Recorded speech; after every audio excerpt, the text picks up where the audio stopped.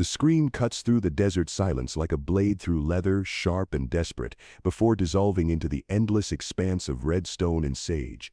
Aiyana stops mid-stride, her moccasined feet, finding purchase on the ancient sandstone as the wind carries something impossible, the cry of a woman where no woman should be, 30 miles from the nearest settlement, in the heart of Apache territory, where death stalks anything pale and foreign. She crouches, every muscle in her lean frame coiled like a mountain cat, dark eyes scanning the maze of canyons below. The sun beats mercilessly on her bronze shoulders, but something cold settles in her chest. She knows that sound, the raw primal wail of a mother in mortal terror. It echoes off the canyon walls like a ghost calling from the spirit world, and despite every instinct screaming at her to turn away, to let the desert claim whatever foolish souls have wandered into this sacred place, her feet begin moving toward the sound. The Apache war paint streaking her cheekbones feels suddenly heavy, like mud after rain. 3 days ago, she painted those lines for her brother's funeral, watching his body burn on the traditional pyre,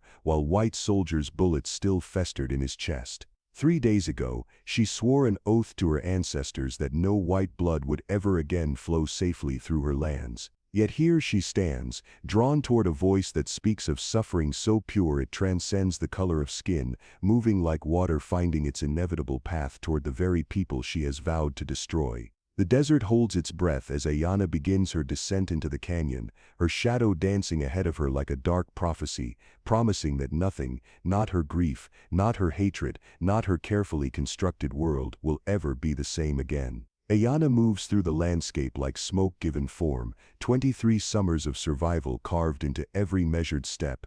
Her grandmother named her Eternal Blossom during the spring when the desert bloomed red and gold after 7 years of drought, believing the child born under such providence would bring life to barren places. The old woman could not have known how prophetic those words would prove. The Apache warrior's body tells the story of a people at war, lean muscles stretched over a frame that suggests both deer and mountain lion, built for endurance and deadly precision. Scars trace silver lines across her arms and back, each one a lesson learned, a battle survived, a friend lost.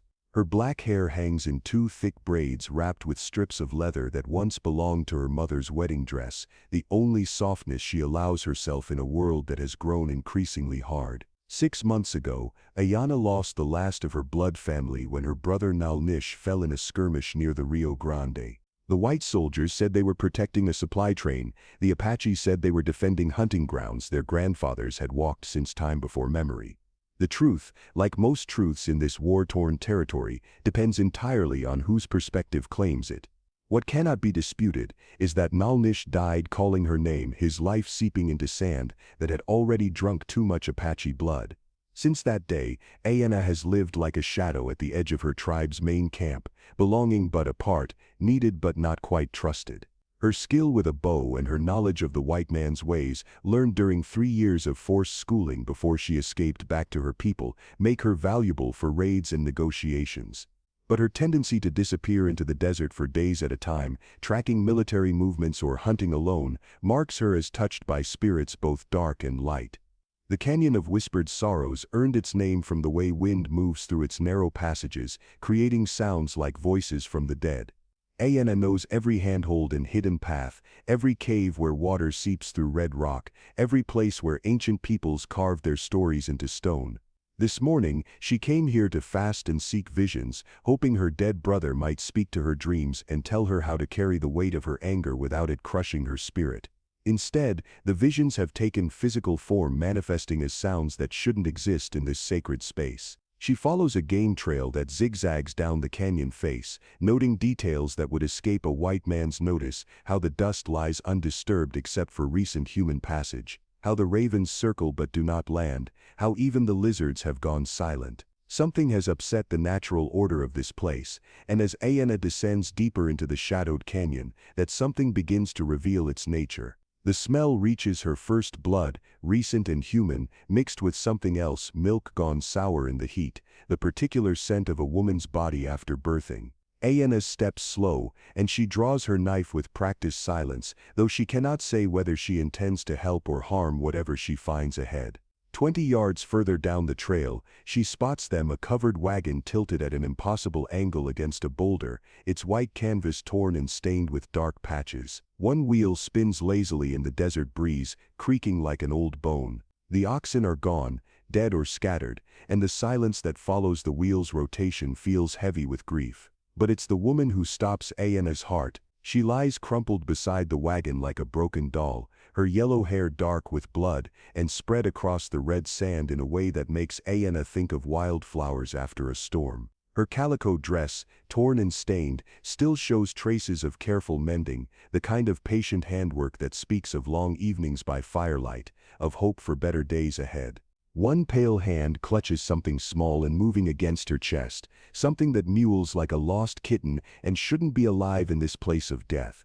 Aiyana approaches with the caution of a hunter closing on wounded prey, but when the woman's eyes flutter open, blue as winter sky, clouded with pain, the Apache warrior sees something that strips away every wall she has built around her heart.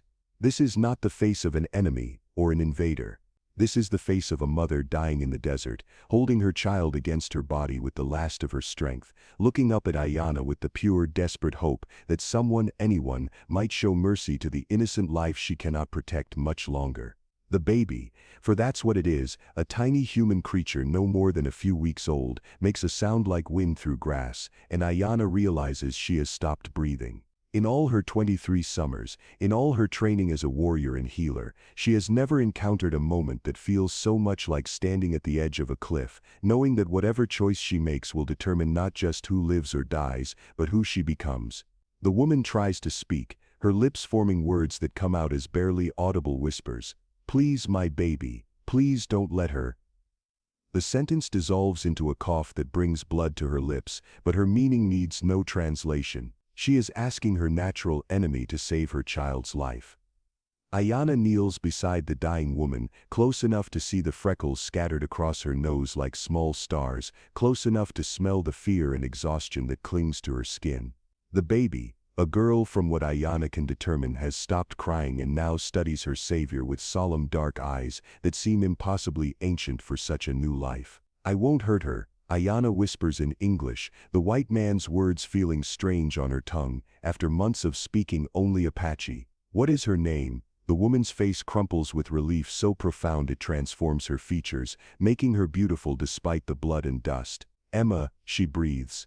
"Her name is Emma Rose." She manages to lift her hand, trembling with effort, and touches Aiyana's painted cheek with fingers cold as river stones. "Thank you, oh thank you." Those are the last words Rebecca Patterson speaks in this world.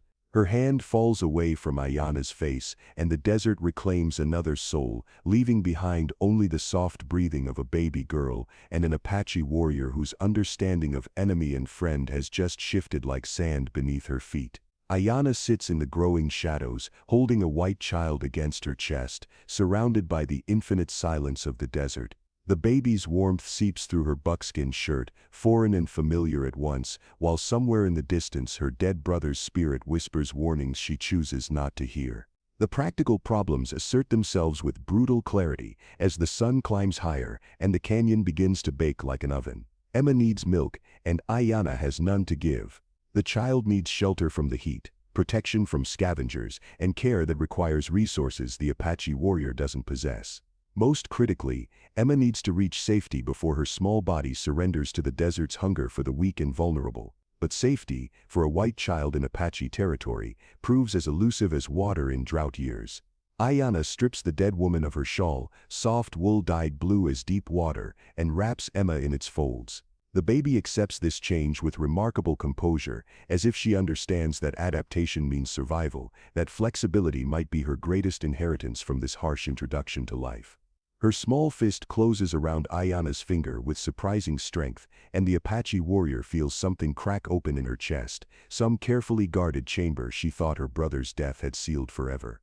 The search through the wagon's scattered contents reveals both blessing and curse. Rebecca Patterson was clearly a woman of some education and means. Leather-bound books lie scattered among practical supplies, and the quality of her child's clothing speaks of careful preparation and love. A small wooden chest, thrown from the wagon during what must have been an attack or accident, spills silver coins across the sand like scattered stars. Money enough to buy safety and passage, if such things could be purchased with white man's currency in a place where white faces mean death. More useful proves a collection of glass bottles, some still containing milk that has not yet soured beyond use. Aiyana tests it carefully, remembering her grandmother's warnings about spoiled food, then offers a few drops to Emma on her fingertip.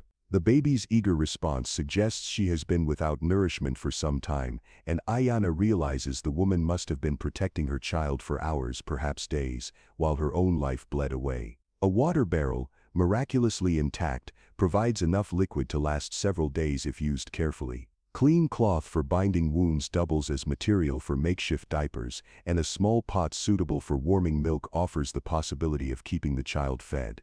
But these supplies represent only temporary solutions to permanent problems, band-aids applied to wounds that require surgery. The larger question looms like storm clouds gathering on the horizon. What does an Apache warrior do with a white baby in the middle of a war that has already cost both sides too much blood? Aiyana's first instinct drives her toward the nearest military outpost, where surely Emma would find safety among her own people. But the fort lies 3 days' hard travel across open desert, through territory crawling with Apache war parties, who would kill Aiyana on sight for consorting with whites. Even if she survived the journey, arriving at the fort with a white child would likely result in her own death, and Emma's probable survival, an outcome that solves one problem while creating others. Her second thought turns toward the Mexican settlements along the Rio Grande, where mixed relationships sometimes flourish in the borderland's complex cultural landscape.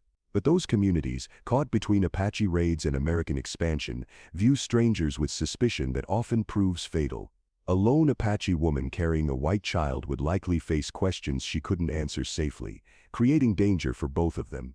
The third possibility whispers through her mind like forbidden desire. She could keep Emma, raise her as Apache, teach her the ways of desert survival and warrior courage. But even as the thought forms, its impossibility becomes clear. An Apache child with white skin would face hatred from both worlds, belonging fully to neither, protected by none. The life Aiyana could offer Emma would be one of constant hiding, permanent exile, love offered under the constant shadow of discovery and death. As if sensing her new guardian's confusion, Emma begins to fuss, small cries that speak of hunger and discomfort. Aiyana improvises a feeding arrangement, using cloth torn from Rebecca's dress and milk warmed in her cupped hands under the desert sun. The process proves messy and inefficient, but Emma manages to take enough nourishment to quiet her protests, settling into sleep with the absolute trust that only infants possess. Watching the baby's peaceful slumber, Aiyana makes a decision that surprises her with its clarity. She will not choose between the impossible options that logic presents. Instead, she will create a fourth possibility, one that requires her to become someone new, not fully Apache, not white sympathizer, but something else entirely, something the desert has not seen before. She will take Emma home to her grandmother. Chenoa, whose name means dove, earned her reputation as the tribe's wisest elder through 90 years of surviving everything the world could inflict on an Apache woman. She has buried 3 husbands, 4 sons and more grandchildren than she allows herself to count, yet her spirit remains unbroken, her judgment sound, her heart still capable of expanding to embrace new possibilities. If anyone can see a path through this impossible situation, it will be the woman who taught Aiyana that love and wisdom often require courage that looks like foolishness to outside observers. The journey back to the hidden camp where Chenoa lives requires careful planning and considerable luck.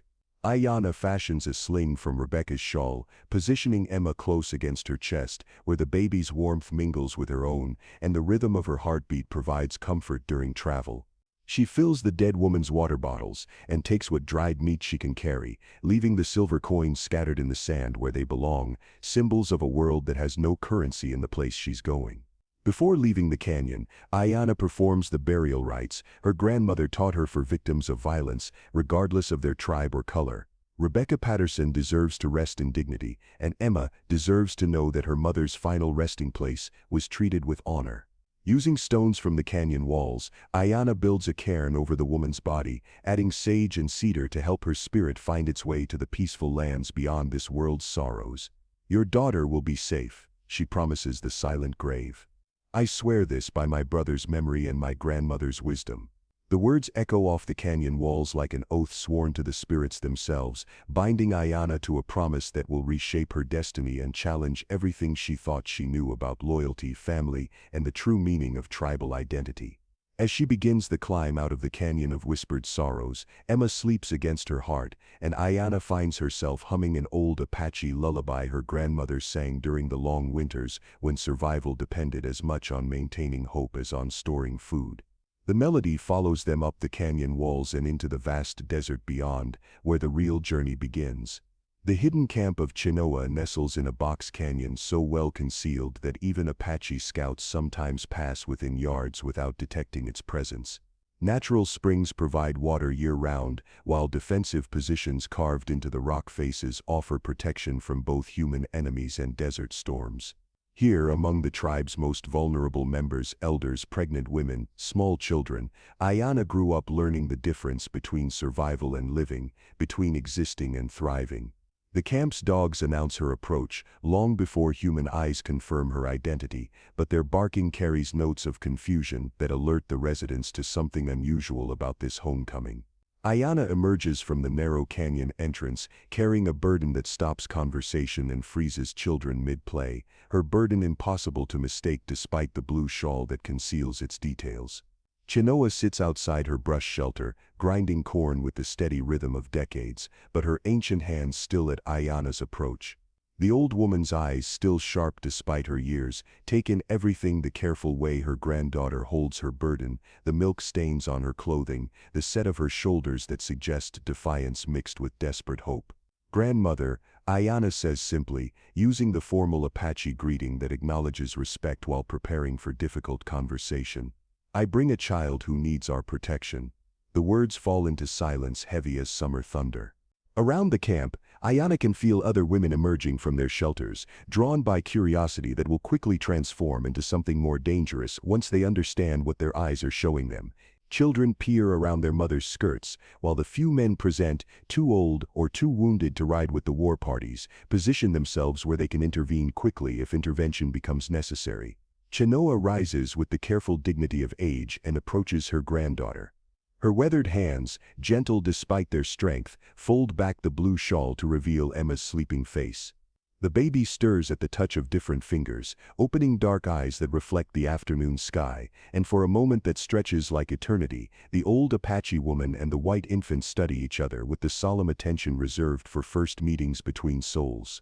"She is hungry," Chinoa observes, her voice carrying no judgment, only the practical assessment of someone who has helped raise generations of children. "And she is not of our blood." "No," Aiyana agrees, "but she is innocent of the crimes committed in her name, and she will die without our help." The statement hangs in the air like smoke from a sacred fire, and Aiyana can hear the sharp intake of breath from the women behind her. She knows what they are thinking, can almost hear their thoughts, that she has brought danger into their sanctuary, that protecting a white child will bring soldiers and vengeance, that her brother's death has driven her mad with grief and guilt. Some of these thoughts might even be true. But as Emma makes a small sound of contentment and reaches tiny fingers toward Chinoa's face, Aiyana realizes that truth sometimes matters less than necessity, and necessity sometimes demands choices that appear insane to anyone not standing in the precise center of an impossible situation. "Tell me how she came to you," Chinoa commands, settling cross-legged on a woven mat and indicating that Aiyana should join her. The gesture effectively creates a circle of privacy within the public space, signaling to the other women that this conversation requires their patience rather than their immediate participation. Aiyana tells the story simply, without embellishment or justification, letting the facts speak for themselves. She describes the dying woman's plea, the baby's obvious need, the moment when maternal instinct transcended racial hatred. She explains her decision to bring Emma to the camp, not as a permanent solution, but as a temporary haven where wiser minds might devise possibilities she cannot see alone. As she speaks, other women begin to gather at respectful distances, their own maternal instincts stirred by the sight of an infant regardless of its coloring. Apache recognizes in their faces the complex emotions her own heart contains: compassion warring with caution, love fighting with loyalty, the universal recognition of a child's innocence struggling against the learned hatred born from too many losses to white violence. The child needs milk, observes Ixchel, a young mother whose own baby died during the harsh winter. Her voice carries the particular pain of a woman whose arms remember the weight of a child no longer there to hold. I still have milk to give. If she doesn't finish the sentence, but her meaning reaches everyone present. She is offering to nurse Emma to take on the role of wet nurse despite the complications such an arrangement would create. The soldiers will come looking, warns Nettis, an older woman whose husband and 2 sons died in last summer's fighting. When they find the woman's body, they will track every trail until they find the child. They will assume we took her for revenge or ransom. And if they find her here, they will kill us all, adds another voice from the growing circle. The white eyes do not distinguish between the Apache who saves their children and the Apache who kills their soldiers. To them, we are all the same enemy. Chenoa listens to each speaker with the attention of a judge hearing testimony, her gnarled fingers stroking Emma's dark hair with unconscious tenderness. The baby seems to sense the weight of discussion surrounding her fate, remaining unusually quiet and alert, as if she understands that her survival depends on the outcome of this desert tribunal. These concerns are valid, the old woman finally says, her voice carrying the authority of age and wisdom. But they are not the only considerations we must weigh. She lifts Emma slightly, bringing the baby's face level with her own.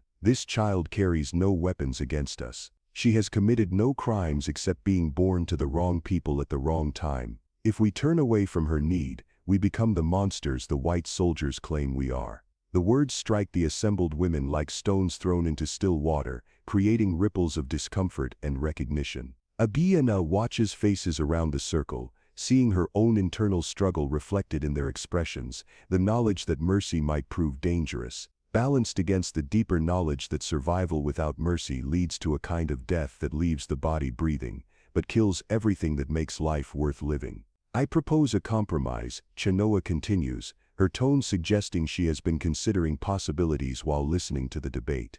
We keep the child for now, but we also send word to our cousins near the Mexican settlements. There are families there, good people who have lost children to disease and soldiers, who might welcome a daughter regardless of her birth. If such a family can be found, the child finds safety, and we avoid the dangers of permanent guardianship. The proposal offers practical wisdom wrapped in compassionate compromise, but Aiyana feels something twist in her chest at the thought of giving Emma away again.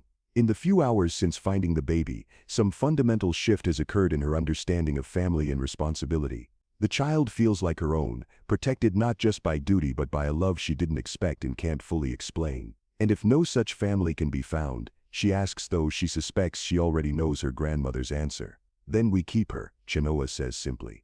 We raise her as Apache, teach her our ways and trust that the spirits who brought her to us will protect her from the consequences of her birth. But we also prepare her for the possibility that someday she may need to choose between the world that made her and the world that raised her. The decision, when it comes, emerges not from debate, but from exhaustion. Emma begins to cry, the thin, demanding wail of a hungry baby, and Ixchel simply steps forward and takes her, settling the infant against her breast with the practiced ease of motherhood. The sight of the white child nursing from an Apache woman strikes everyone present as either blasphemous or sacred, depending on their perspective, but the baby's obvious contentment suggests that nature recognizes no racial boundaries when it comes to the basic needs of survival. It is decided then, Chenoa announces, though Aiyana suspects the old woman guided the group toward this conclusion from the moment she first saw Emma's face. The child stays until we can find her a permanent home among people who will love her safely. We tell no one outside this camp of her presence, and we prepare for the possibility that her existence here may bring trouble we will need to face together. As the women disperse to their evening tasks, Aiyana remains beside her grandmother, watching Ixchel rock Emma while humming an ancient Apache lullaby that speaks of children belonging to the entire tribe rather than just their birth parents. The scene should feel strange, this mixing of worlds that were never meant to touch, but instead it strikes Aiyana as perfectly natural, as if the desert has been waiting for this moment of impossible convergence to reveal some truth about the nature of family that transcends the boundaries drawn by hatred and fear. You have brought us a gift, granddaughter, Chenoa says quietly, her voice pitched for Aiyana's ears alone. Not just the child, but the opportunity to choose who we become when the world tries to make us into something smaller than our hearts demand. The words follow Aiyana as she prepares her sleeping area and settles in for the night, Emma resting in a cradleboard hastily woven from willow branches and lined with rabbit fur. Watching the baby sleep under stars that look down on Apache and white settlements with equal indifference, Aiyana begins to understand that she has indeed received a gift, not just the responsibility of protecting Emma, but the chance to discover what love looks like when it's forced to grow in impossible soil. The peaceful interlude lasts exactly 9 days. On the 10th morning, as Aiyana returns from hunting rabbits in the canyon's hidden reaches, she finds the camp in subtle chaos, the kind of controlled panic that comes from experienced people preparing for inevitable trouble. Women pack essential supplies with practiced efficiency while children huddle together in unnatural silence, all of them responding to a danger that hasn't yet revealed its specific nature, but makes itself known through the behavior of the adults around them. Chenoa meets her at the canyon entrance, Emma secure in the sling across her chest, the baby's presence now so natural that Aiyana almost doesn't notice the revolutionary sight of an Apache elder caring for a white child, as if such arrangements were common as sunrise. "Soldiers," the old woman says without preamble, "a full patrol moving this direction from the east. Man-killer scouts spotted them yesterday evening, maybe 20 miles out. They're searching for something specific, not just patrolling territory." The news hits Aiyana like a physical blow, though she has been expecting it since the moment she found Rebecca Patterson's body. Soldiers always come looking for missing whites, especially women and children, and they rarely accept explanations that don't involve Apache guilt and immediate retribution. The fact that Emma is not only safe but thriving under Apache care will matter less than nothing to men whose understanding of justice begins and ends with the color of skin. "How long do we have?" she asks, checking her weapons automatically while calculating distances and possibilities. "They'll reach the outer canyons by tomorrow night if they maintain their current pace," Chenoa replies. "After that it depends on how thoroughly they search and whether they have someone with them who knows our hiding places." The question hangs unspoken between them. What do they do with Emma when the soldiers arrive? The obvious answer: hide her deeper in the canyon system, perhaps in one of the ancient cliff dwellings where Apache children played at being their ancestors, carries its own risks.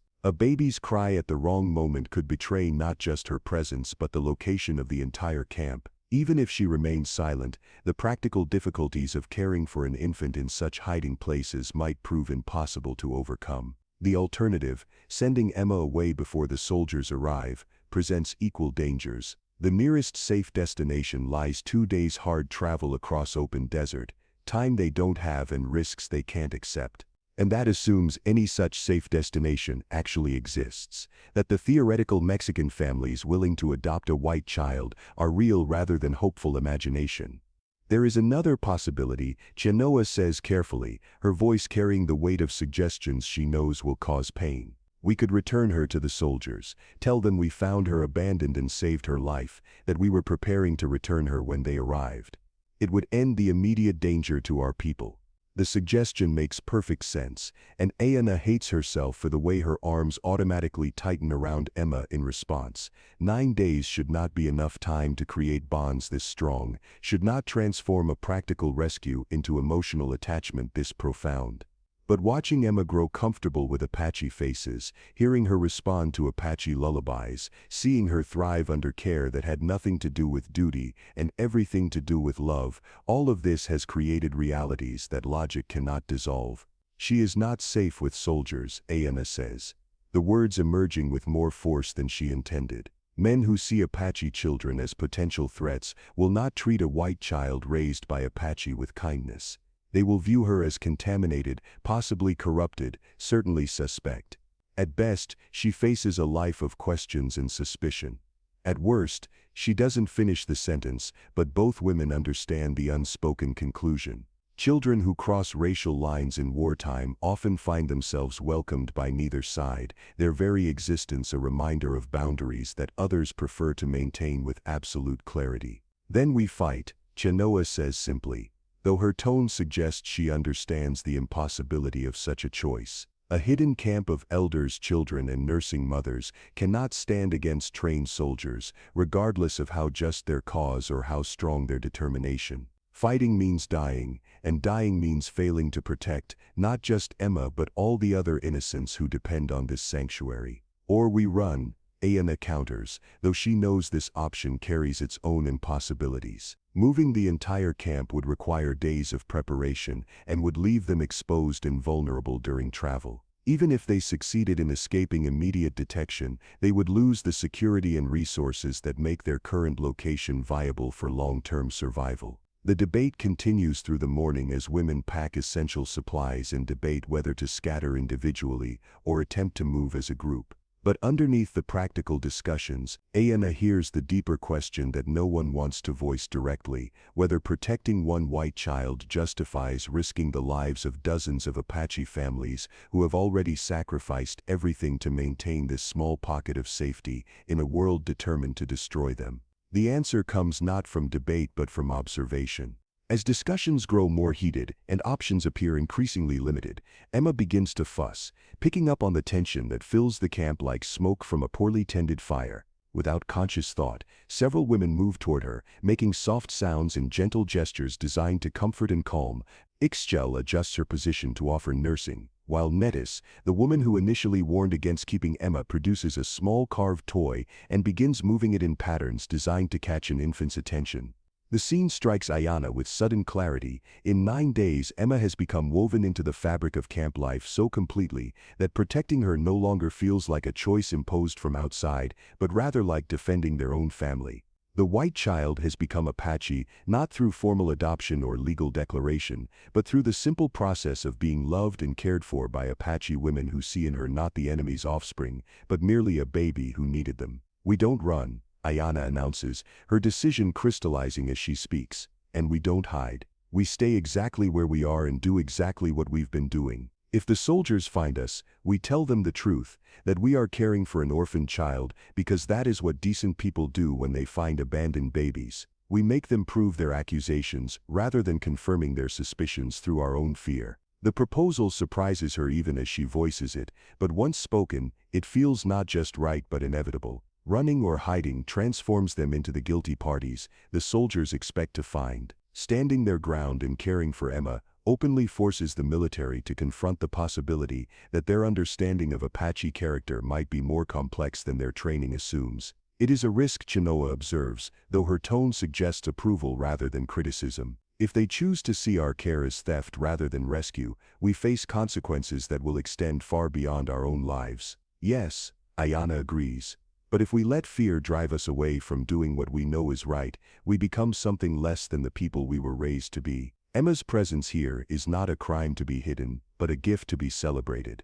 Let the soldiers see that Apache women can raise a white child with as much love and skill as any white mother. Let them explain to their superiors why they chose violence over acknowledging such care. The decision, once made, transforms the camp's atmosphere from fearful preparation to determined resolve. Women continue packing essential supplies, but now as a precaution rather than preparation for flight. Children resume their normal activities, while Emma settles into her usual routine of sleeping, nursing, and charming everyone within reach of her tiny grasping fingers. As evening approaches and cooking fires begin to bloom like small stars throughout the canyon, Aiyana finds herself holding Emma while Ixchel prepares evening meal. The baby studies her guardian's face with the solemn attention of someone memorizing important details, and Aiyana realizes that whatever happens when the soldiers arrive, she has already been changed by this experience in ways that will outlast any immediate crisis.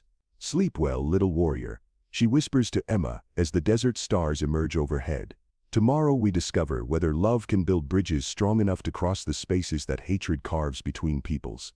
The baby's response, a small sound that might be agreement or simple contentment, follows them both into sleep, where dreams of possible futures dance like shadows cast by firelight on canyon walls. The soldiers arrive at noon on the 11th day, their presence announced by dust clouds that could be seen for miles if anyone had been watching from the canyon rims. 23 cavalry troopers, led by a captain whose weathered face suggests years of frontier service, they approach the hidden camp with the methodical precision of men who have learned that survival depends on expecting treachery from every shadow. Captain Marcus Webb has spent 8 years fighting Apache in the Arizona Territory, long enough to develop both professional respect for their tactical abilities and personal hatred for their resistance to federal authority. He knows this canyon system better than most soldiers, having pursued war parties through its maze of passages on numerous occasions, but he has never penetrated deep enough to discover the hidden camp where non-combatants shelter while their warriors fight elsewhere. Today's mission represents something different from his usual patrols, not hunting enemy fighters, but searching for a missing woman and child whose abandoned wagon was discovered 3 days ago. Rebecca Patterson and her infant daughter Emma vanished from the site of what appeared to be an attack, though no bodies were found, and the tracks leading away from the scene proved too confused for clear interpretation. The assumption, supported by experience and logic, holds that Apache raiders took the woman and child either as captives or trophies, though for what purpose remains unclear. Webb's orders direct him to search likely Apache hiding places, recover the captives if possible, and gather intelligence about tribal movements in the region. His unwritten understanding, gained through years of service in this unforgiving landscape, tells him to expect the worst while hoping for something slightly less catastrophic. The approach to the canyon camp requires dismounting and proceeding on foot through passages too narrow for horses, a tactical disadvantage that makes every soldier nervous. Webb positions sharpshooters on the rim before descending, ensuring that any Apache attempt at ambush will face immediate retaliation. His expectations run toward finding either a deserted camp or a defensive position prepared for siege. Instead, he finds women tending cooking fires while children play in the dust nearby, an elderly woman grinding corn with the patient rhythm of ages, and the impossible sight of what appears to be an Apache warrior woman holding a white infant with the casual familiarity of long practice. The scene stops his patrol in a confusion of raised weapons and shouted orders, soldiers responding to a situation their training never anticipated. Webb himself stares at the woman holding the baby, clearly Apache, clearly armed, clearly unafraid despite being surrounded by hostile forces, and finds his usual certainties crumbling into questions he doesn't know how to ask. "Lower your weapons," he commands after a moment that stretches like eternity, his voice carrying the authority of experience while his mind races to understand what he's witnessing. "But remain alert." Aiyana stands slowly, Emma secure in her arms, moving with the deliberate precision of someone who understands that sudden gestures might prove fatal. She has painted her face with traditional markings for this encounter, not the war paint of battle, but the ceremonial designs that mark important occasions and sacred responsibilities. Her message, for those who understand Apache customs, announces that she considers caring for Emma to be a holy duty rather than a practical convenience. "I am Captain Webb, United States Army," he announces in heavily accented Apache, his pronunciation marking him as someone who has learned the language from necessity rather than affection. "We are searching for a missing woman and child, Rebecca Patterson and her infant daughter Emma.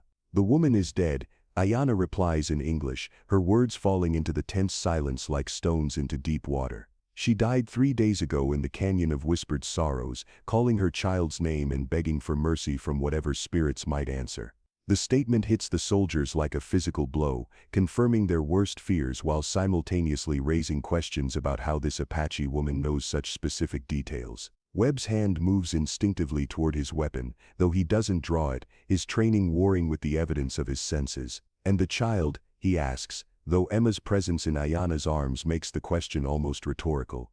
"The child lives," Aiyana responds simply. "We have cared for her according to our customs, which teach that all children belong to the tribe and deserve protection regardless of their blood." The explanation should clarify the situation, but instead it deepens Webb's confusion. Apache raiders who take white captives typically do so for specific purposes, ransom, information, or revenge, not from humanitarian impulses. The sight of a white infant being cared for openly rather than hidden suggests motivations that don't fit his understanding of tribal behavior. "You will return her to us," Webb states, though his tone carries less certainty than his words suggest. "She belongs with her own people." "She is with her people," Chenoa interjects, rising from her position by the grinding stone with the dignity of age and authority. "For 11 days, she has been fed by Apache mothers, protected by Apache warriors, sung to sleep with Apache lullabies. Her blood may be white, but her heart has been shaped by our love." The old woman's words strike Webb as either profound wisdom or dangerous delusion, depending on his willingness to accept the possibility that family might be defined by care rather than genetics. He looks around the camp, noting details that challenge his preconceptions, the obvious signs of long-term habitation rather than temporary hiding, the presence of elderly people and small children, who would slow any war party, the domestic tranquility that suggests a community focused on survival rather than warfare.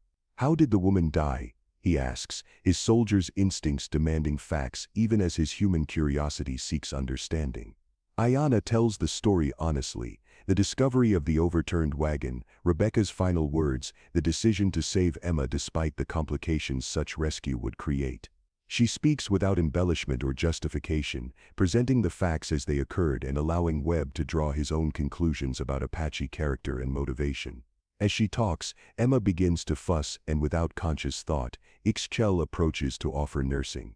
The sight of his missing white child being breastfed by an Apache woman should outrage Webb, should confirm every prejudice his military training has instilled. Instead, he finds himself struck by the obvious affection between nurse and infant, the way Emma settles contentedly against an Apache breast as if she recognizes home. These are not the actions of savages, he murmurs, half to himself, the observation escaping before military discipline can stop it. No, Aiyana agrees quietly. They are the actions of mothers. The simple statement hangs in the desert air like a challenge to everything. Webb thought he understood about the nature of conflict in this territory. For 8 years he has seen Apache through the lens of warfare, as enemies to be defeated, obstacles to be overcome, problems to be solved through superior firepower and tactical advantage. The possibility that they might also be people motivated by love, compassion, and protective instincts creates cognitive dissonance that threatens his entire understanding of his mission here. "Captain," one of his sergeants interrupts, his voice tight with the kind of tension that suggests approaching crisis. "The men are getting restless. They want to know what orders you have regarding the hostiles." The word hostiles strikes the scene like a slap, its military precision contrasting sharply with the domestic reality Webb is witnessing. These women grinding corn and nursing babies hardly seem threatening, yet official terminology allows for no distinction between combatants and civilians, when Apache identity marks all of them as enemies of federal authority. "Stand down," Webb orders, his decision surprising himself as much as his soldiers. These people are not combatants. They are caring for the missing child according to their customs. We will observe and gather information. The command creates visible confusion among his troops, soldiers who signed on to fight hostile Indians finding themselves instead witnessing a cross-cultural adoption that challenges every assumption about racial categories and tribal loyalties. Some appear relieved at avoiding potential bloodshed, while others seem disappointed at being denied the clear-cut confrontation they expected.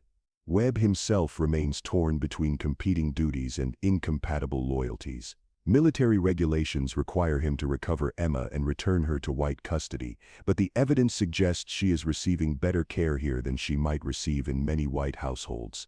His orders assume Apache guilt in Rebecca's death, but Aiyana's account suggests rescue rather than kidnapping, salvation rather than exploitation. "What do you propose we do?" he asks Aiyana, the question emerging from confusion rather than military protocol. "I cannot leave a white child in Apache hands without facing court-martial, but neither can I ignore evidence that she is being well cared for by people who clearly love her." The admission of uncertainty marks a significant departure from Webb's usual command style, but the situation demands flexibility rather than rigid adherence to procedures designed for entirely different circumstances. He finds himself hoping that Aiyana might suggest a solution that serves everyone's interests while violating no one's conscience.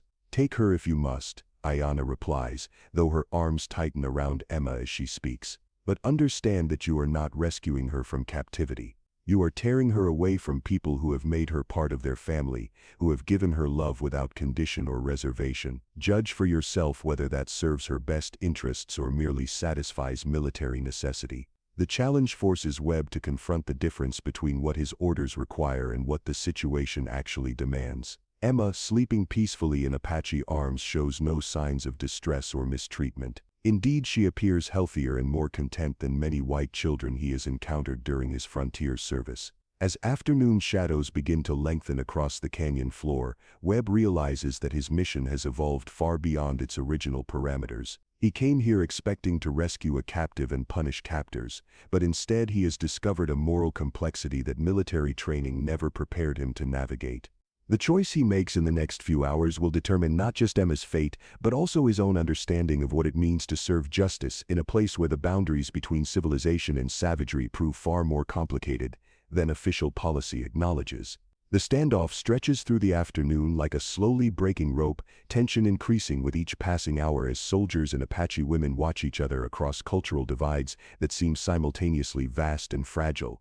Webb's men grow increasingly restless, their training creating expectations that this peaceful scene fails to satisfy, while the Apache camp maintains an atmosphere of determined calm that suggests years of experience in managing dangerous encounters with white authority.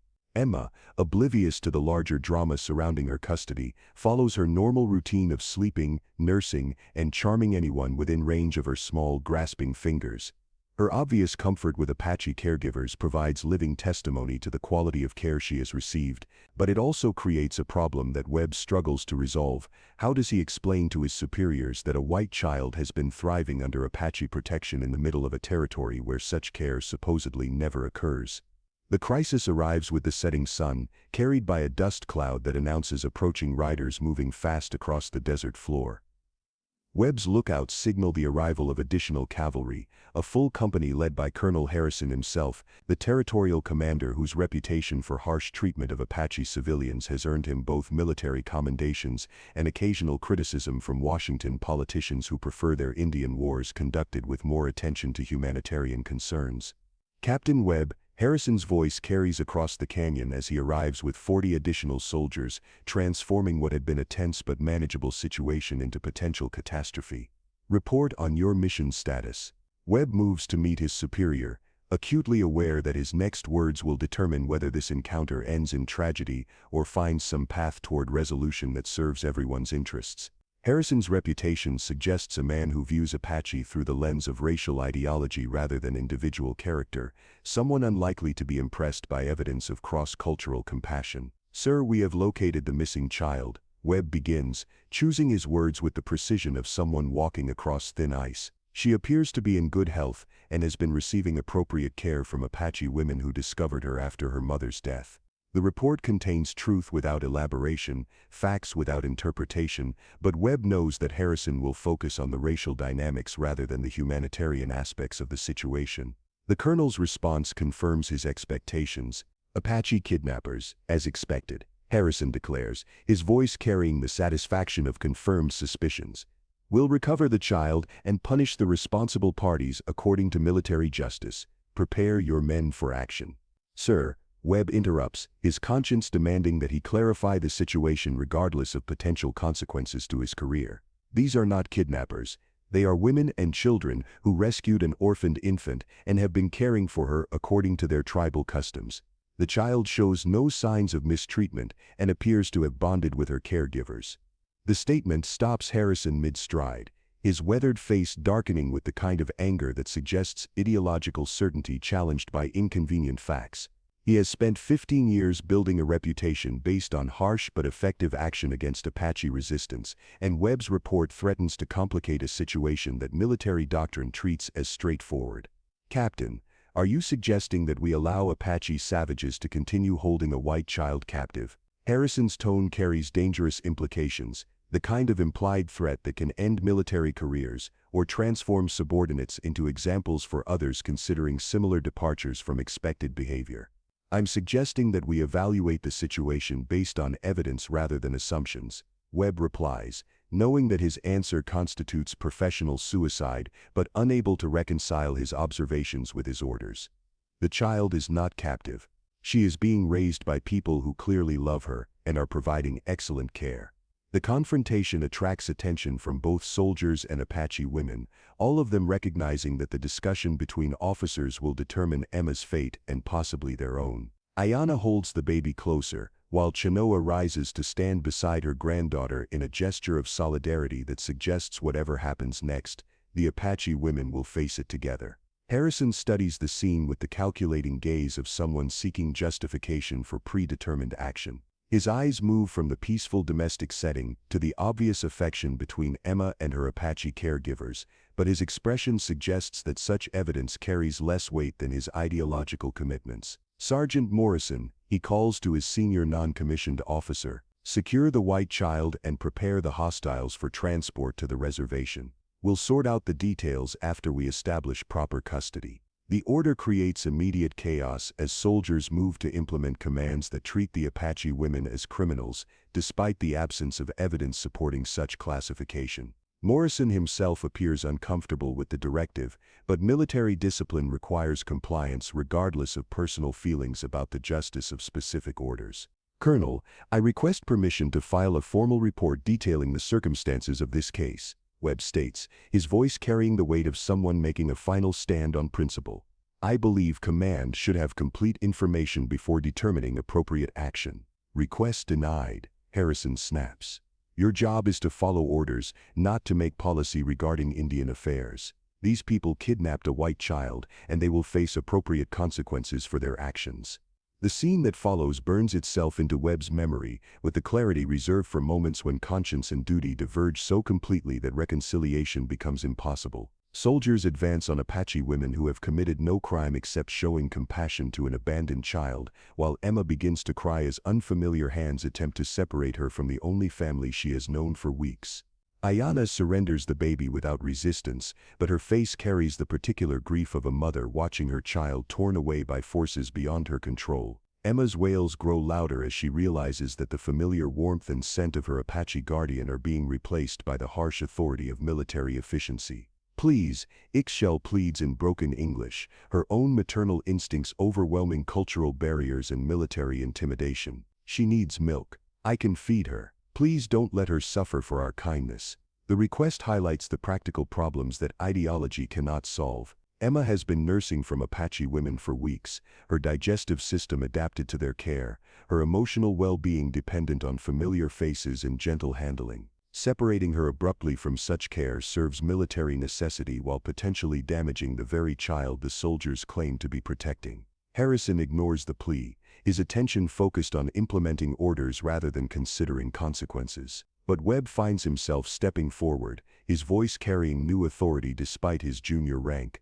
Colonel, the child needs specialized care that we are not equipped to provide in the field, he states, his military training finally offering a framework for protecting what his conscience demands. I recommend that we establish a temporary arrangement allowing the Apache women to continue caring for her until we can arrange proper transfer to appropriate white families. The suggestion offers a compromise that might serve everyone's interests while avoiding the immediate humanitarian crisis of separating Emma from her caregivers without preparation. It also provides time for cooler heads to evaluate the situation and determine policies based on facts rather than emergency reactions. But Harrison's response reveals the limitations of seeking reasonable solutions in situations where ideology has already determined acceptable outcomes. The child leaves with us immediately, he declares with finality that brooks no further discussion. These hostiles have contaminated her long enough. She needs to be returned to civilization before their influence causes permanent damage. The words strike the assembled Apache women like physical blows, their obvious love for Emma dismissed as contamination, their careful nurturing characterized as harmful influence. Chenoa's ancient face hardens into mask-like dignity, while younger women struggle to contain emotions that range from grief to rage. Emma's crying intensifies as soldiers prepare to depart with their recovered prize, her distress creating acoustic testimony to the trauma being inflicted in the name of racial purity and military efficiency. Webb watches the scene with growing horror, realizing that his oath to protect the innocent is being perverted into participation in cruelty that serves no legitimate purpose. As the combined military force prepares to leave the canyon with Emma in their custody, Aiyana approaches Webb one final time. Her face carries the composed dignity of someone who has accepted defeat while refusing to surrender hope, and her words are pitched for his ears alone. Captain, you have seen who we are and how we treat those who need our protection, she says quietly. When Emma is old enough to ask questions about her early life, remember what you witnessed here. Remember that Apache women loved her as their own, and that love left no mark of shame on her spirit. The request cuts through Webb's military composure like a blade, forcing him to confront the choice between serving his career and serving his conscience. As his unit prepares to depart, he realizes that some decisions mark the boundary between who a person has been and who they choose to become. The sound of Emma's crying follows the soldiers out of the canyon like an accusation that will haunt Webb's dreams for years to come, while behind them, Apache women begin the process of mourning another loss in their long experience of having love met with suspicion and kindness repaid with separation. The military camp that night resembles a wake more than a victory celebration. Soldiers gathered around cooking fires with the subdued atmosphere of men who know they have participated in something that feels wrong despite being officially correct. Emma's continued distress, her refusal to accept comfort from unfamiliar hands, creates an acoustic reminder that good intentions implemented poorly can cause harm equal to malicious actions performed efficiently. Webb sits apart from his men, holding Emma while she whimpers with the exhausted grief of abandonment, trying to coax her to accept milk from bottles that smell wrong and feel cold compared to the warm comfort of Apache breasts. The baby's obvious misery strikes him as indictment of decisions made without sufficient consideration of their human cost. Colonel Harrison maintains his confidence in the righteousness of their action, but even he seems affected by Emma's distress. Military protocol provides clear guidance for recovering captured soldiers or civilian hostages, but offers no framework for managing a baby who has bonded with enemy caregivers, who are providing better care than many white families could offer. "She'll adjust," Harrison declares with the authority of someone who needs to believe his own words. "Children are resilient. A few days of proper care will undo whatever damage those savages inflicted." But Emma's continued crying through the night suggests that adjustment might prove more difficult than ideology assumes, that bonds formed through love cannot be broken by simple declaration that they should not have existed in the first place. Webb finds himself thinking about Aiyana's words, about the obvious affection between Emma and her Apache caregivers, about the difference between what military regulations require and what human decency demands. By morning, his decision has crystallized into something that will require courage of a different kind than any battlefield has ever demanded. "Colonel," he begins, approaching Harrison as the camp prepares for the day's march, "I request permission to return to the Apache camp and propose a different arrangement for the child's care." The request stops Harrison's morning routine with the abruptness of an unexpected obstacle. His weathered face hardens as he considers the implications of his subordinate's suggestion, weighing military necessity against potential complications that could affect his own career prospects. "Explain your reasoning, Captain," Harrison commands, his tone suggesting that Webb's answer will determine whether the conversation continues or ends with disciplinary action. "Sir, the child is clearly traumatized by separation from her caregivers," Webb begins, choosing his words with the precision of someone whose career hangs in the balance. "Her health and well-being may be at risk if we continue current arrangements. I propose negotiating a gradual transition that serves her best interests while maintaining military objectives." The argument frames humanitarian concerns in terms that military doctrine can accommodate, suggesting that protecting Emma's welfare serves federal interests rather than Apache sympathies. But Harrison's response reveals the limitations of seeking reasonable solutions when racial ideology has already determined acceptable policies. "Captain Webb, your concern for the child's immediate comfort cannot override our responsibility to remove her from hostile influence," Harrison states with the finality of someone whose mind is closed to alternative possibilities. "We continue as planned. The child will adapt to proper care in due time." The exchange ends Webb's official options for helping Emma, but it also clarifies the choice he faces between military obedience and moral responsibility. As the column prepares to depart for the long march back to territorial headquarters, he realizes that some decisions require abandoning safety in favor of doing what conscience demands, regardless of consequences. His opportunity comes during the midday halt, when exhaustion and heat force a rest period that allows soldiers to water horses and escape the brutal desert sun. Emma's continued distress has worn down everyone's nerves, her inconsolable crying creating tension that makes men short-tempered and commanders defensive about decisions that seem increasingly questionable. "Colonel, the child needs immediate medical attention," Webb announces, his voice carrying the authority of someone making a professional assessment rather than a personal request. "She's showing signs of severe dehydration and failure to thrive. I recommend returning to the Apache camp where she can receive appropriate care while we arrange proper medical evacuation." The statement contains enough medical truth to justify immediate action while creating plausible cover for what Webb intends to be a permanent return. Emma has indeed lost weight and shows signs of distress that could become dangerous if allowed to continue, though Webb suspects her problems stem from emotional trauma rather than physical illness. Harrison studies his subordinate with the calculating gaze of someone seeking ulterior motives, but Emma's obvious distress provides compelling evidence that current arrangements are failing to meet even basic standards of child welfare. Very well, the colonel concedes after a moment of consideration. Take a small detachment back to the Apache camp and arrange for the child's immediate medical care. But Captain, his voice carries warning implications, you will return with the child as soon as she is stabilized. This is a temporary medical necessity, not a change in policy regarding Indian custody of white captives. Webb nods acceptance of orders he has no intention of following completely, while privately planning an intervention that will require him to choose between military career and moral conscience.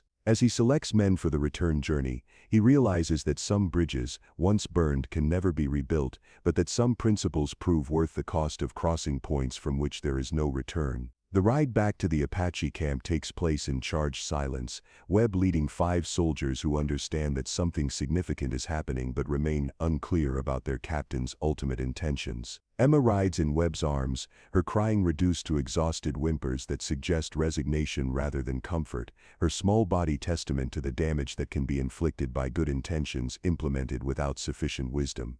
The approach to the canyon reveals Apache women waiting as if they had expected this return, their faces carrying the particular hope of mothers who refuse to abandon children, despite overwhelming evidence that reunion may be impossible. Aiyana stands at the canyon entrance, her expression carefully neutral despite the obvious tension in her shoulders that suggests emotions held under strict control. The child is ill, Webb announces without preamble, his words directed toward Aiyana but pitched loudly enough for his soldiers to hear.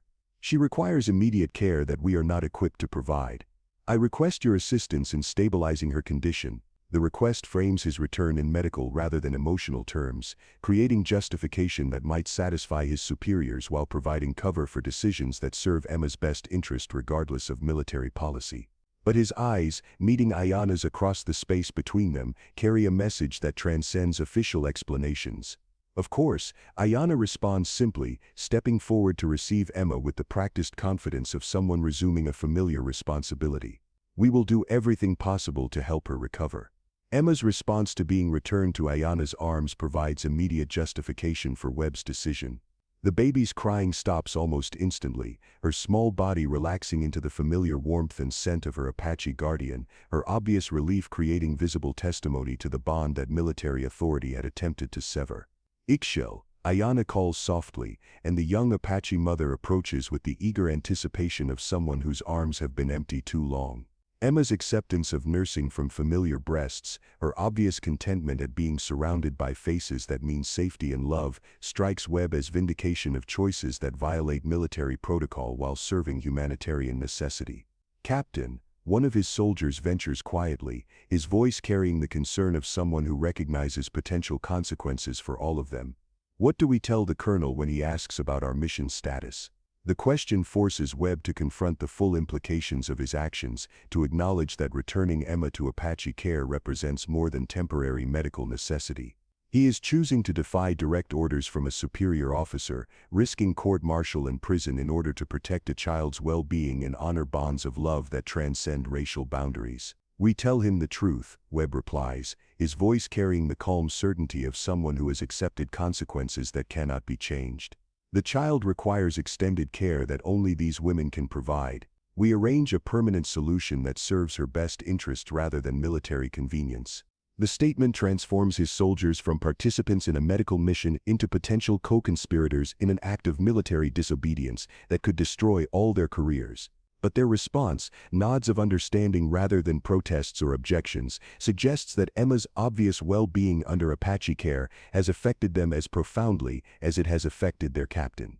Over the following hours, as Emma settles back into the routine of Apache care and begins to show signs of recovery from her traumatic separation, Webb finds himself engaging in conversations with Chinoa and other tribal elders that reshape his understanding of family, loyalty, and the true meaning of civilization.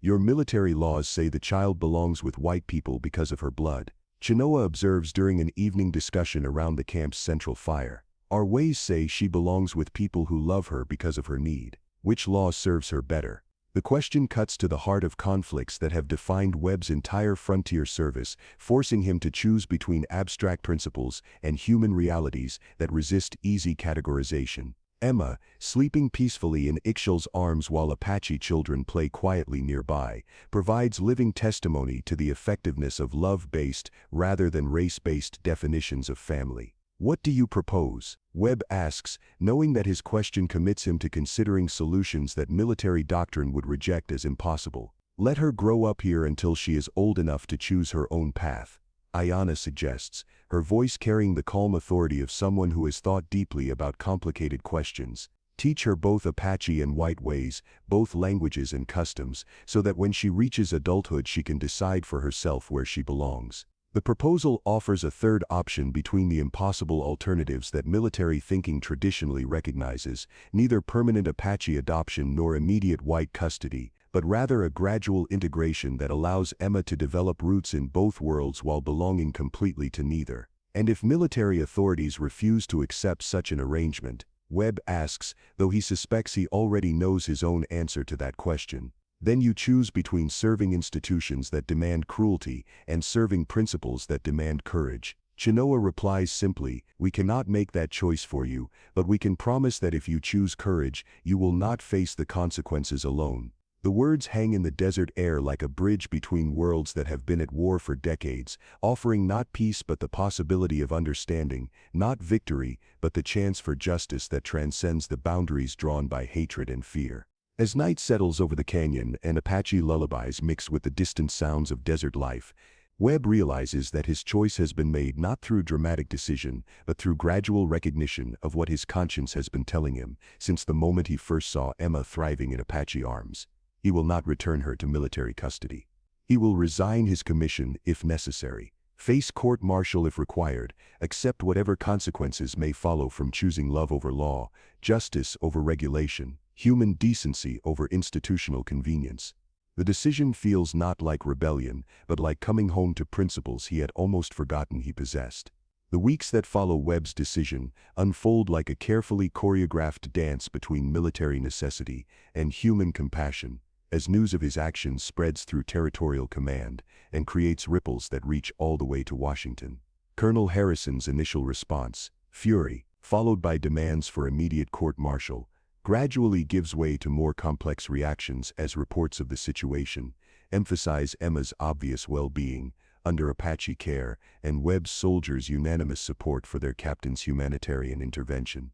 The territorial governor, caught between military demands for disciplinary action and growing public interest in a story that humanizes Apache people in ways that complicate standard frontier narratives, orders a formal investigation that effectively suspends immediate punishment while allowing time for cooler heads to evaluate unprecedented circumstances. Meanwhile, in the hidden canyon camp, Emma continues to thrive under the care of women who have learned to love her as completely as if she carried Apache blood. Her development during these crucial early months shows all the signs of healthy attachment and secure bonding that child-rearing experts insist are essential for proper emotional formation. She responds to Apache lullabies, reaches eagerly for familiar faces, and displays the confident curiosity that suggests children who know themselves to be loved and protected. Aiyana finds herself transformed by the experience of caring for Emma, her own understanding of motherhood and family expanding to embrace possibilities she had never imagined. The fierce protectiveness she feels toward this white child surprises her with its intensity, creating bonds that feel as natural and permanent as those formed by blood relationship.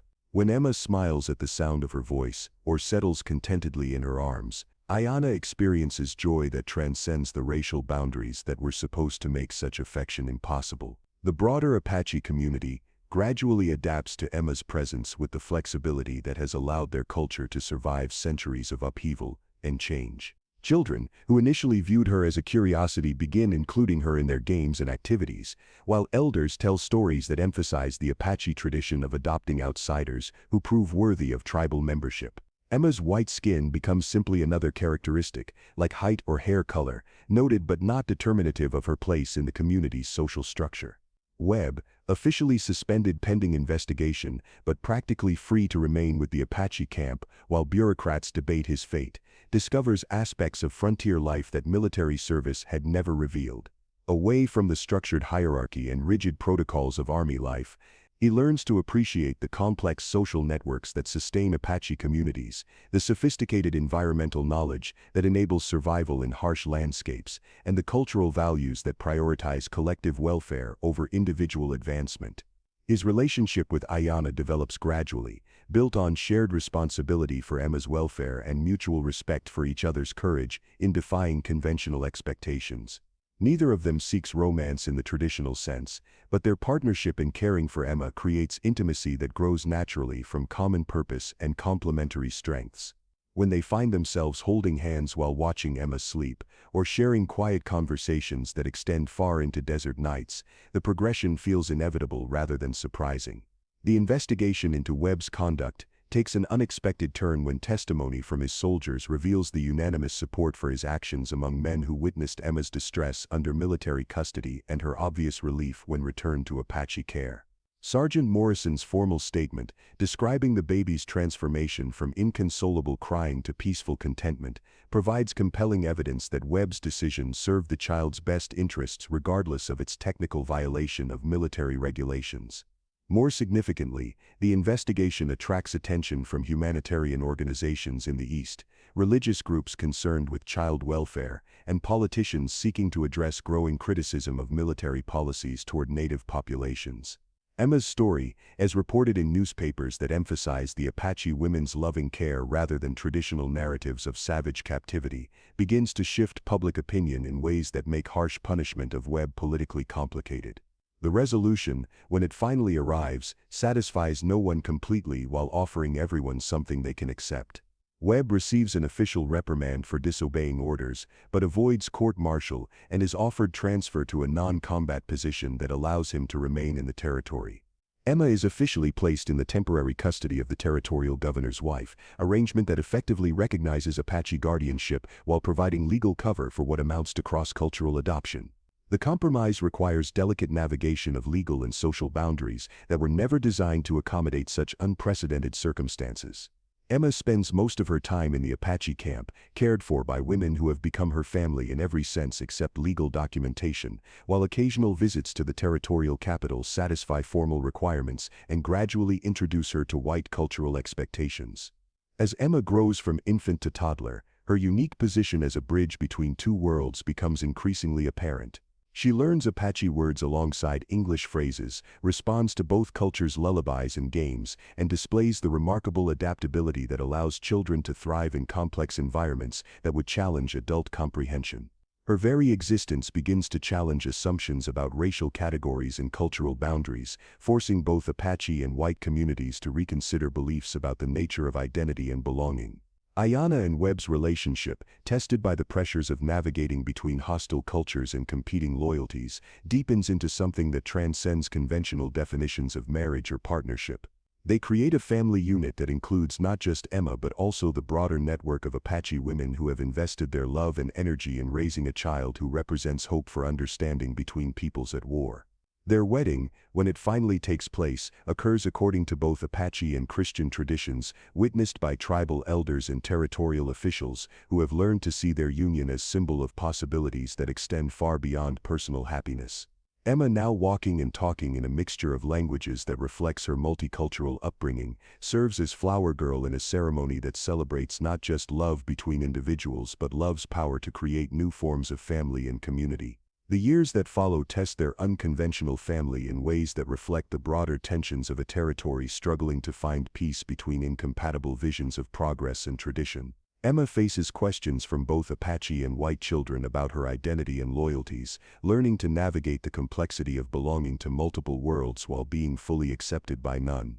But her confident responses to such challenges, her obvious comfort with her unique position, suggest that love-based identity proves more durable than blood-based categories. Aiyana and Webb establish a small ranch at the edge of Apache territory, a place where both cultures can meet on neutral ground and discover common interests that transcend historical animosities. Their home becomes a gathering place for people seeking alternatives to the cycle of violence and misunderstanding that has defined frontier relations, a demonstration that cooperation serves everyone's interests better than continued conflict. Emma's education reflects her multicultural heritage, combining Apache knowledge of desert survival and environmental harmony with white literacy and numerical skills. She learns to read both English and Apache pictographic writing, to understand both Christian theology and Apache spiritual practices, to appreciate both cultures' approaches to family and community organization. Her very existence proves that identity need not be singular or exclusive, that strength can emerge from synthesis rather than purity. As she approaches adolescence, Emma begins to understand the historical significance of her upbringing and the unique perspective it provides on conflicts that have shaped the territory's development. Her ability to communicate across cultural boundaries, to translate not just languages but worldviews, makes her valuable as an interpreter and mediator in situations where understanding proves more important than victory. The Apache community that raised her takes pride in her achievements while respecting her freedom to choose her own path. They have given her roots deep enough to provide stability regardless of which direction her adult life may take, love secure enough to survive whatever choices she makes about identity and belonging. The white community that claims her by birth gradually learns to see her Apache upbringing as enrichment rather than contamination, especially as her skills as a cultural bridge prove valuable in negotiations and business relationships that benefit everyone involved.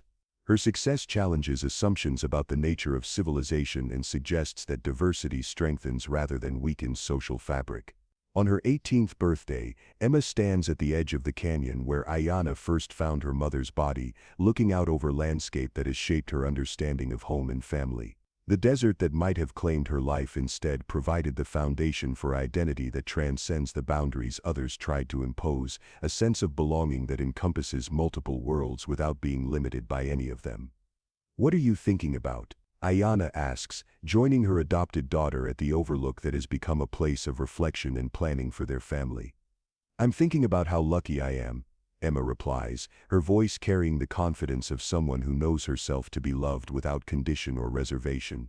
"To have had mothers who taught me that family is something you build rather than something you inherit, that home is anywhere you're surrounded by people who understand your heart." The words carry the wisdom of someone who has learned that love proves stronger than blood, that courage creates more possibilities than caution, that the most important boundaries are those we choose to cross rather than those we allow to limit us. As the sun sets over the desert that shaped them all, 3 generations of women stand together, Apache elder, white soldier's wife, and the girl who belongs to both worlds while being defined by neither.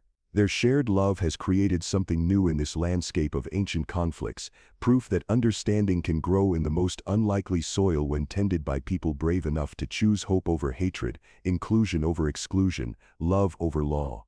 Emma's story spreads throughout the territory and beyond, carried by travelers and traders who recognize in her success a model for the kind of cultural synthesis that could heal divisions that have seemed permanent and insurmountable.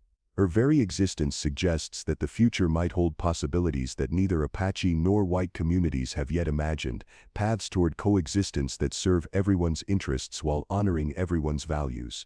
In the years to come, as the territory evolves towards statehood and the frontier era gradually gives way to more settled forms of civilization, Emma's influence extends far beyond her immediate family.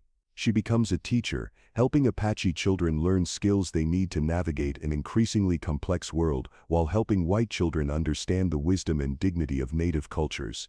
Her classroom becomes a laboratory for educational approaches that honor diversity rather than demanding conformity. Her marriage, when it comes, bridges communities that had previously viewed each other with suspicion and hostility. Her husband, a young man whose own mixed heritage reflects the territory's cultural complexity, shares her vision of family and community that transcends racial categories. Together, they raise children who represent the next stage in the evolution of American identity, young people who see diversity as strength and difference as opportunity rather than threat. The ranch that Aiyana and Webb established grows into a community that attracts people seeking alternatives to the rigid social structures that characterized early frontier settlement.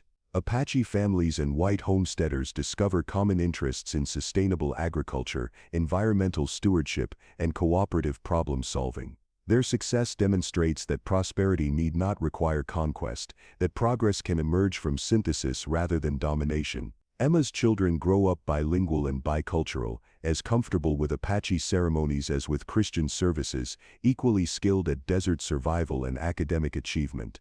They represent living proof that American identity can expand to encompass multiple traditions without losing coherence or strength, that the nation's future lies not in homogeneity but in its ability to create unity from diversity.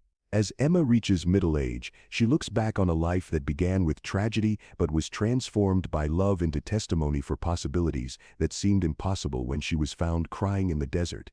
The woman who might have died as an infant instead became a bridge between worlds, a demonstration that the human capacity for compassion transcends every boundary that hatred attempts to enforce. The hidden canyon where her Apache mothers raised her remains a place of pilgrimage for people seeking understanding about the nature of family and the meaning of home.